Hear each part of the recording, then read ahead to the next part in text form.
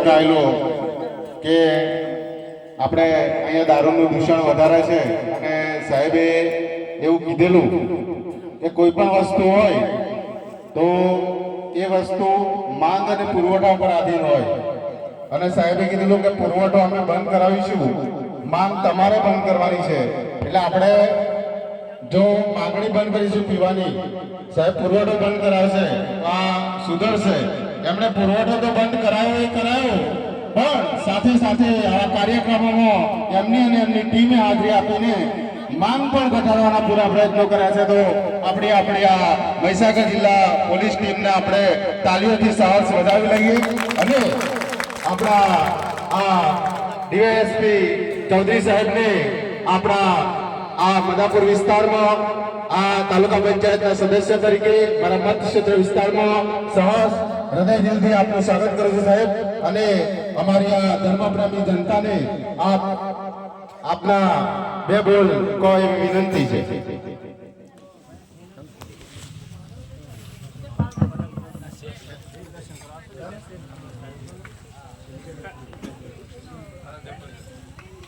बोलो श्री रामदेव पीर भगवान की जय, मां काली मात की जय.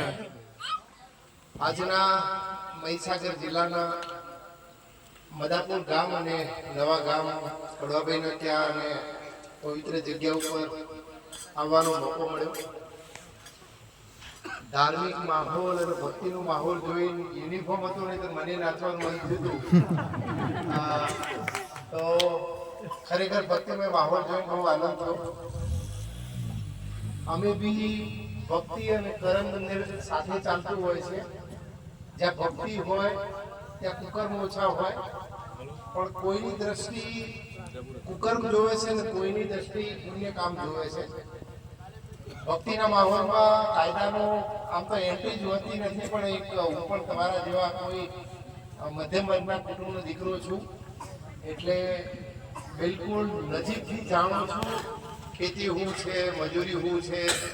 અને એવા જ અમારા પોલીસ અધિક્ષક શ્રી શકીન હસન સાહેબ, તાલુકા પંચાયત સદસ્ય ભાઈશ્રીએ કીધું અને એ પોતે બી આવવાના હતા.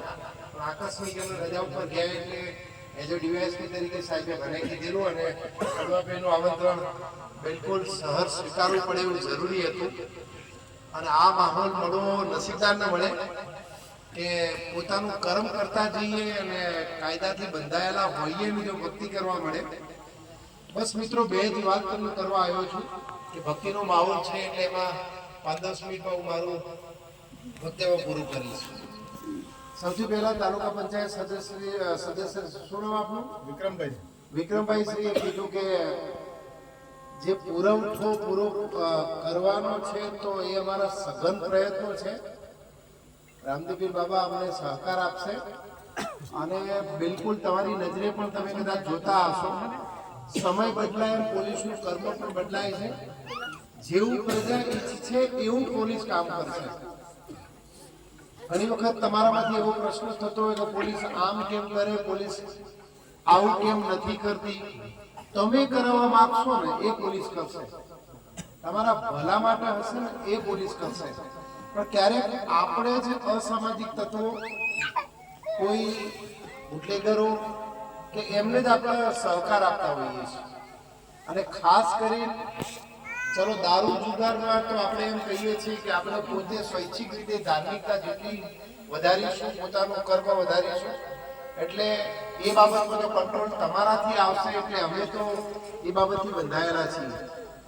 પણ ખાસ વાત કરવાની દીકરીઓ બાબતમાં કે સમાજના થોડા જે કુરિવાજો છે, ક્યારેક તમે તમારા દિલના ટુકડાઓને ભણાવવા બહાર મોકલો અને એ જ દીકરી જ્યારે ભણીને પાછી આવે અને પોતાના વતનમાં આવે અને સામાજિક રીતે આપણે જ્યારે સમય થાય એટલે દીકરી હંમેશા પારકી થાપણ હોય છે. એટલે એ જ પારકી થાપણને આપણે જ્યારે સોંપવાની હોય છે ને એમાં આપણે બાંધછોડ નથી કરતા અને મા બાપ તરીકે થોડોક અહંકાર લાવી દઈએ છીએ.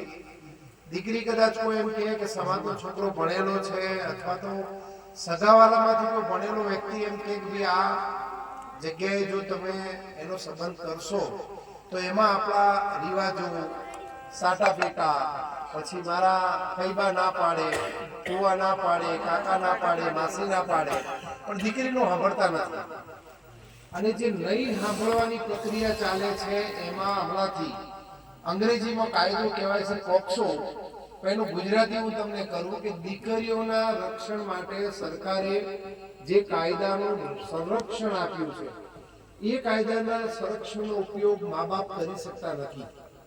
અને દીકરીઓની ભલામણ છે કે ભાઈ વિનંતી છે કે જ્યારે પણ પોતાના મનની વાત હોય તો ભલે પોતાના મમ્મી થકી પપ્પા સુધી પહોંચાડો. સીધે સીધું જો પપ્પાને કીધું તો સીધો જ એ પુરુષત્વ જાગી જાય, અહમ જાગે કે મારી દીકરી મને કેમ કે. તો ભાઈ તમારી દીકરી તમને નહીં કે તો કોને કહેશે? કોઈ લેભાગુ તત્વોને કહેશે, આડોશી પાડોશીની મદદ માંગશે. એટલે જે રીતે એના જન્મની ખુશી મનાવી છે, જે રીતે એના જન્મની ખુશી પછી એના પાછળ તમે બિલકુલ દિલથી એક લક્ષ્મીના રૂપમાં એને પૂજો છો, પણ જ્યારે એના સંબંધની વાત આવે છે એ વખતે આપણે સહકાર આપતા નથી. તો એના મનની મરજી વિરુદ્ધ જવું અને સામાજિક કુરિવાજોનો ભોગ બની અને દીકરીઓની વાત નહીં સાંભળવી, મા બાપ તરીકે અહમ રાખવો, અને આટલી ધર્મપ્રેમી જનતા હોય તો આ વિચારો આવવા ન જોઈએ. એટલે મારી એક અપીલ છે કે પોતાની દીકરી, આજે કોઈની દીકરી હશે એ કોઈની પત્ની હશે, કોઈની પત્ની હશે, કોઈની મમ્મી પણ થશે, કોઈની મમ્મી હશે, દાદી પણ થશે. અને આવી પાલનહર્તા મતલબ કે જન્મ દેનારી માતા, કોઈની દીકરી, કોઈની બેન, કોઈની મમ્મી. એટલે આ બાબતમાં થોડા હળવા થાવ. અને કોઈ તમને કોઈ એના બાબતમાં કોઈ હેરાનગતિ હોય, કોઈ છોકરાની હેરાનગતિ હોય તો બિલકુલ પોલીસનો સંપર્ક કરો. અને એ બાબતમાં અમે 24 કલાક ખુલ્લા દરવાજાવાળી દુકાન છે. અમારી દુકાનનું લોક વાગતું નથી, 24 કલાક ખુલ્લું. એટલે 24 કલાક ખુલ્લી દુકાનમાં સારા પ્રશ્નો લઈને આવો, દીકરીઓના પ્રશ્નો લઈને આવો. બીજું જે વિક્રમભાઈએ કીધું કે દારૂ જુગારની જે બધી છે એના કરતાં પણ થોડુંક આગળ જઈને જે એમના પોસ્ટ ડોડા અને આ જે અફીણનું ને એ બધું જે મતલબ એવું નથી કહેતું કે રાજસ્થાનમાં ચાલે છે, પણ ત્યાં થોડી છૂટછાટ છે.